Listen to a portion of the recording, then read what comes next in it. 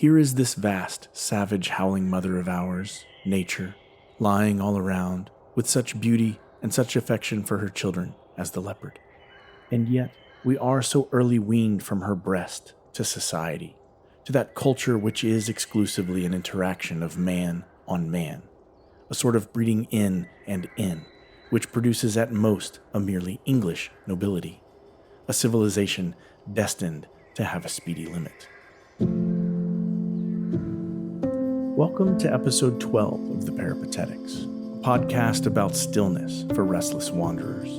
In each episode, we walk in the footsteps of past thinkers, joining in the timeless quest to secure a more tranquil life from this busy world. I'm your host, Trey Hill.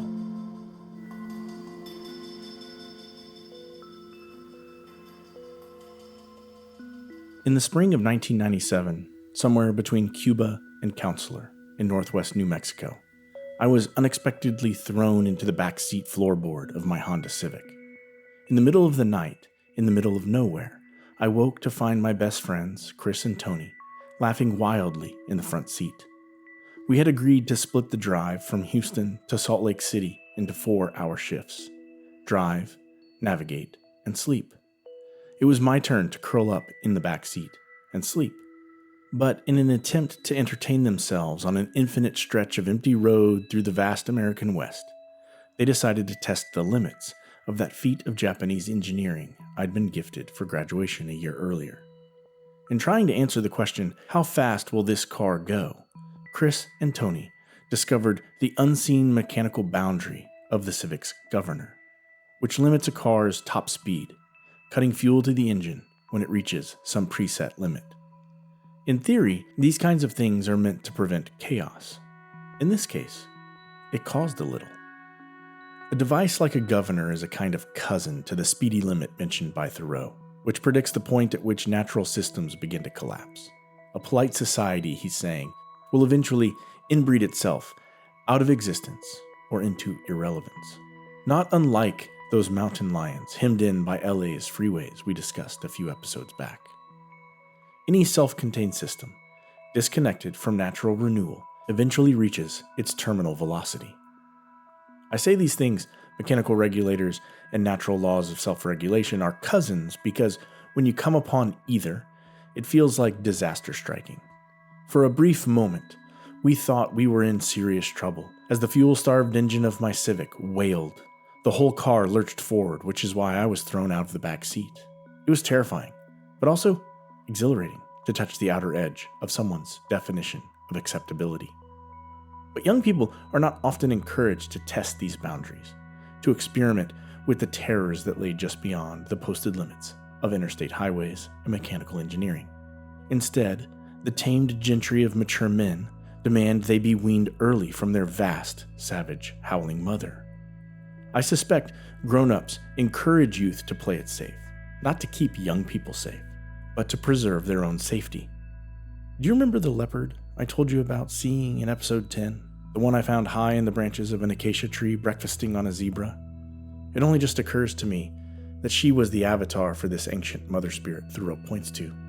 And connecting with her grace that morning, through my camera, returned to me a lost piece of myself. But the memory of her arrives again, unexpectedly offering a chance at another rewilding. Such is the great reward that comes from doing remembering work. In that same episode, I said that the enduring lesson of my K1000 was an understanding that the art of photography is dependent upon contrast.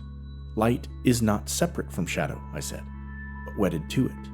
And as a photographer, I've developed a deep appreciation for the shadows.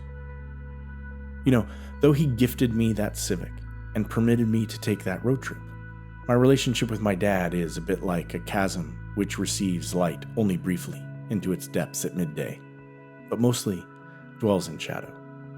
Still, I must acknowledge how well he understood that young people need grand adventures, and must log miles beneath desert skies pulsing with the ancient light of countless galaxies. Any light I now borrow from those stars is not separate from his shadow, but wedded to it. My own kids are not that different in age from when I trekked halfway across the United States in that Civic in search of fresh powder to ride. and I trust that each of them will find their harmony if we, their parents, allow them to test themselves under the care of that nature which has affection for her children, as the leopard. I'm certain that I learned this way of parenting from my dad, and count myself as fortunate for having gleaned it. I am also suddenly overwhelmed with gratitude for my friends on watch that night. In testing our limits, they managed to light the forge which tempered a friendship, still enduring nearly 30 years later. These kinds of primal experiences, mine from the raw ore of being rooted deep within human chests, a domestication-resistant material, and from it, cast in courage erect spines, capable of holding life's full weight, true hardship, the sort which brings untested men to their knees, forcing their surrender to some ultimate doom.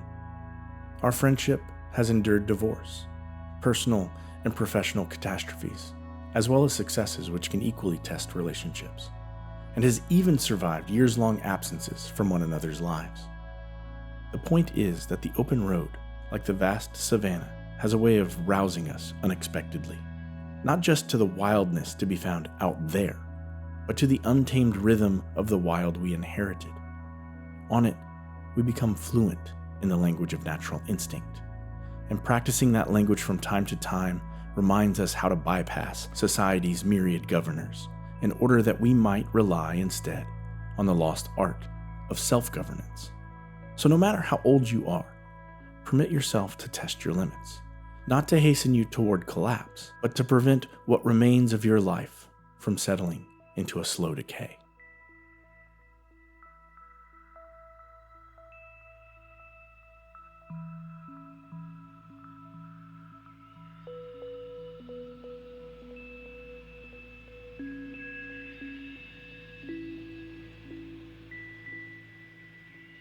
In society, in the best institutions of men, it is easy to detect a certain precocity. When we should still be growing children, we are already little men. Give me a culture which imports much muck from the meadows and deepens the soil, not that which trusts to heating manures and improved implements and modes of culture only. Many a poor, sore-eyed student that I have heard of would grow faster, both intellectually and physically, if instead of sitting up so very late, he honestly slumbered a fool's allowance. There may be an excess even of informing light.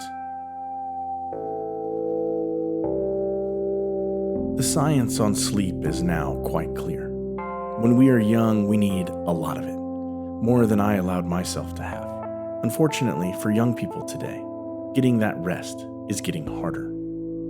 There is an excess of informing light, dominating the early part of the 21st century too, and it makes achieving rest all the more difficult. It is blue, and it connects to the entire world. Where my generation stayed up late reading by flashlight, young people today scroll social media, watch YouTube, and binge TV shows, or fall down any number of other algorithmic rabbit holes when they should instead be sleeping. This information age of ours has produced an abundance of new growth, greedy for the artificial light of the smartphone, and with it, an impatience for the slow passing shadow of our not knowing. Though I know all of this, I nevertheless stayed up late last night, staring into my phone because I had a question I couldn't shake, and I didn't have the patience to allow myself to simply wonder about it.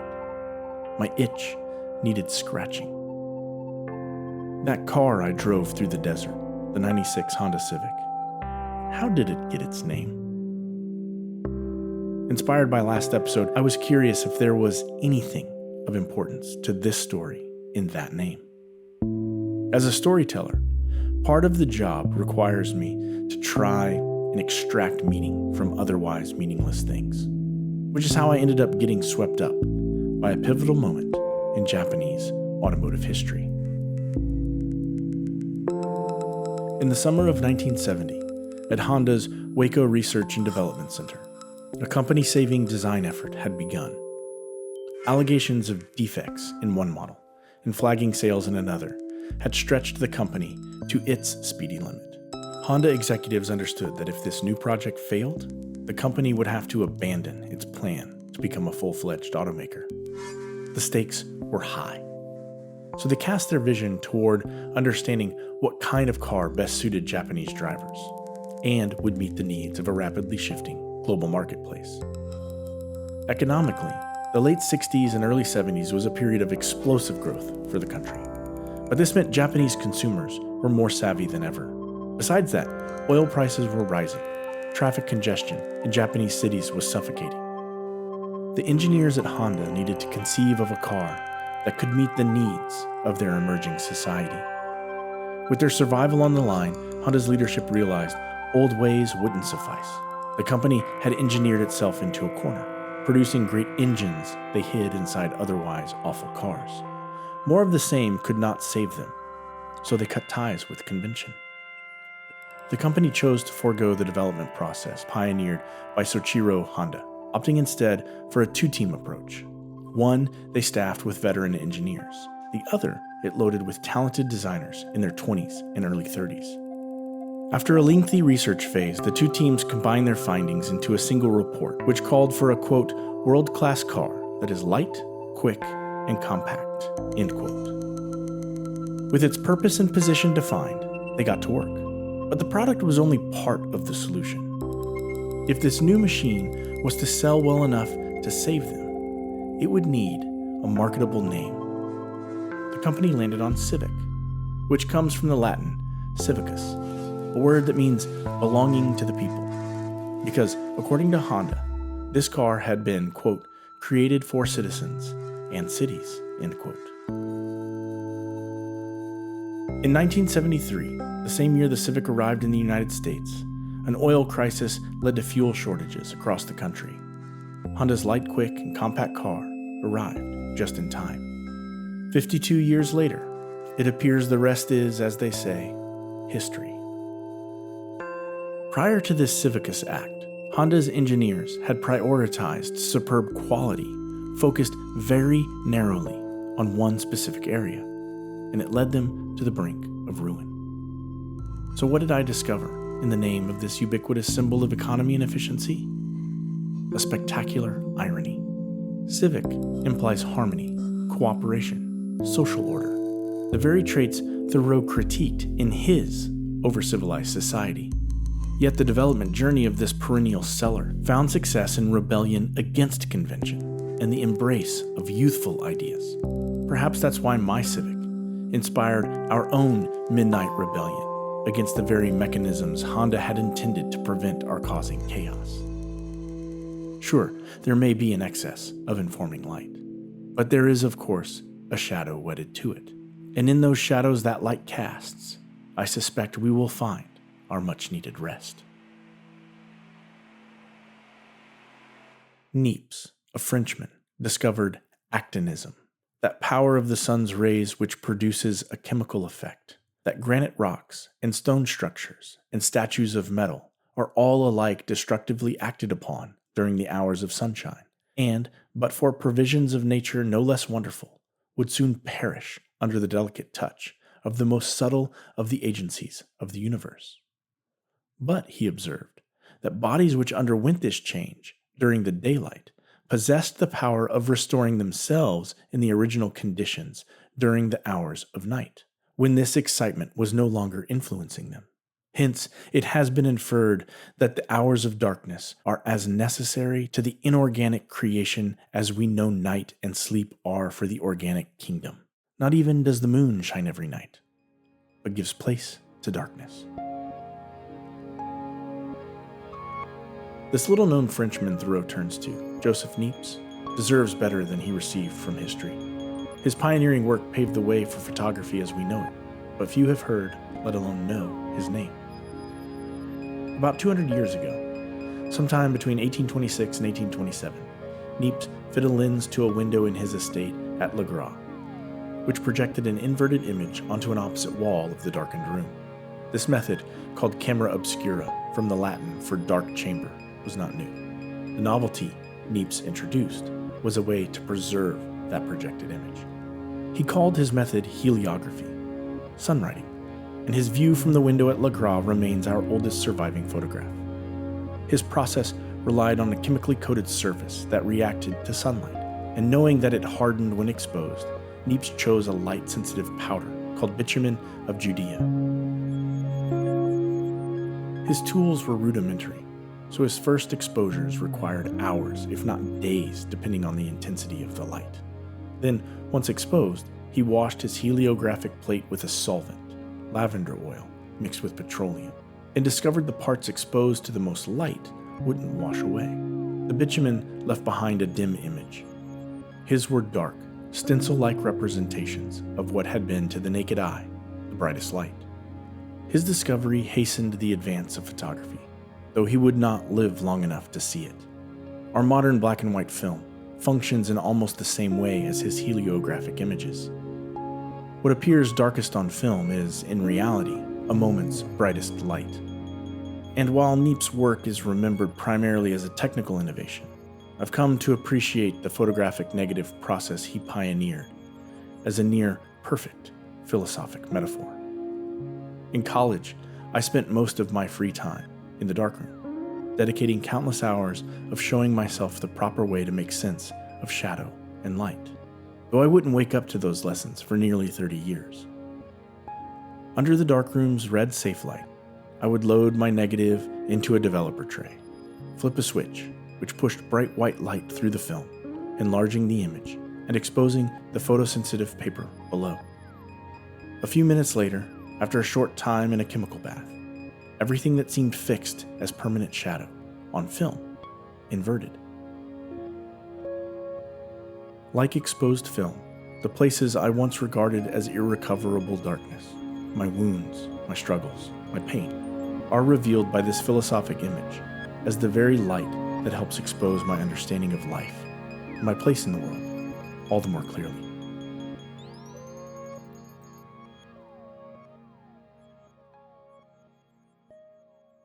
I would not have every man or every part of a man cultivated, any more than I would have every acre of earth cultivated. Part will be tillage, but the greater part will be meadow and forest, not only serving an immediate use, but preparing a mold against the distant future by the annual decay of the vegetation which it supports.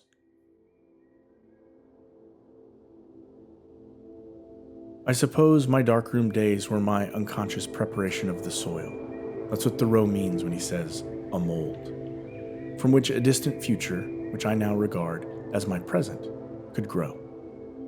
My tillage, the cultivated parts of my life, came about only because I toiled at my art. But even that went to another level when I got serious about journaling in the early days of the pandemic. Thoreau, too, was an avid journaler. So many of the great thinkers are. One of the more famous journals we have access to belonged to the Roman emperor, Marcus Aurelius. In the 170 CE, Marcus retreated to the neutral territory of the blank page while on the front lines of the Marcomannic Wars. You could picture the scene not unlike Ridley Scott rendered it at the opening of Gladiator. As if to push back the fog of war one evening, by candlelight or firelight, the most powerful man on earth scribbled a note to himself about the qualities of a sun he could not see. Quote, "To see the nature of a sunbeam, look at the light as it falls through a narrow opening into a dark room. It extends in a straight line, striking any solid object that stands in its way and blocks the space beyond it. There it remains, not vanishing or falling away."